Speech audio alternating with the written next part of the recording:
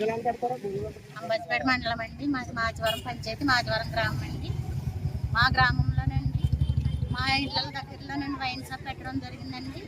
ఆ wine shop అయితే స్టార్టింగ్లోనే మేము చెప్పామండి, ఇక్కడ వైన్ షాప్ పెట్టొద్దు, మేము రోడ్డు ఎక్కాలి, ఎక్కడికి వెళ్ళాలి, మేము రోడ్డు మీదకి రావాలి, మాకు ఇబ్బందికరంగా ఉంటుంది, మహిళలందరికీ బ్రాండ్ షాప్ అయితే ఇక్కడ పెట్టొద్దని పెట్టిన స్థలం ఇచ్చిన యజమానికి చెప్పామండి.